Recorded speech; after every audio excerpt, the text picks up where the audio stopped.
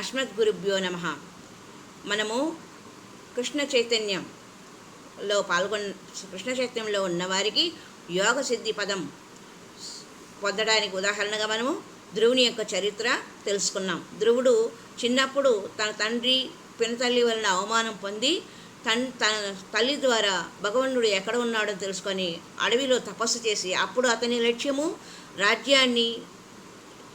రాజ్యానికి రాజు కావాలని కోరిక. కానీ మహావిష్ణువు ప్రత్యక్షమైన తర్వాత అతని సంకల్పం మారిపోయి సాక్షాత్ భగవంతుడే కనిపించేసరికి అతనికి ఆత్మసంతృప్తి కలిగి ఇంక ఏమీ లేదు, నాకు అవసరం లేదు అనే మాట అతని నోట వెంట వచ్చింది.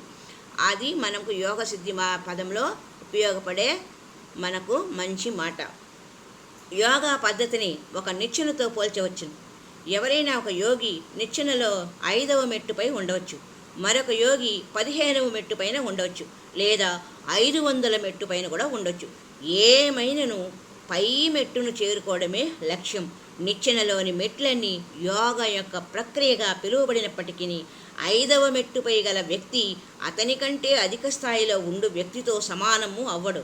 భగవద్గీతలో శ్రీకృష్ణుడు వివిధ రకాల యోగా పద్ధతులను వివరించను. కర్మయోగము, జ్ఞానయోగము, భక్తి యోగము, ధ్యానయోగం. నిచ్చెనలోని మెట్లన్నీ పై అంతస్తుతో సంబంధం కలిగి ఉన్నట్లుగానే ఈ యోగా పద్ధతులన్నీ శ్రీకృష్ణ భగవానునితో సంబంధం కలిగి ఉండును. యోగా పద్ధతిని అభ్యసిస్తున్న వారందరూ పై అంతస్తులో ఉన్నారని చెప్పలేము, కానీ పరిపూర్ణ కృష్ణ చైతన్యవంతులు మాత్రమే అక్కడకు చేరినట్లు ఇతరులందరూ యోగా నిచ్చెనలోని వివిధ మెట్లపై నెలకొని ఉన్నట్లుగా అర్థం. ఏమైనను వారందరికీ నిచ్చెనలోని మెట్లన్నింటికి తప్పక ఎక్కవలసి ఉండును. నిచ్చెన మెట్లు యోగానే మార్గంలో ప్రతి ఒక్క మెట్టు అష్టాంగ యోగ పద్ధతి ద్వారా మనము ఒక్కొక్క మెట్టు ఎత్తినప్పుడే మనము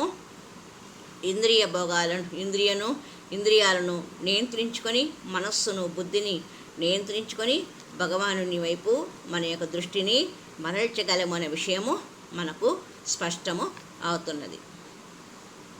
మరి యొక్క సంచికలో మరి యొక్క శ్లోకము మరి యొక్క మంచి విషయాలను తెలుసుకుందాం. హరి ఓం తత్సత్.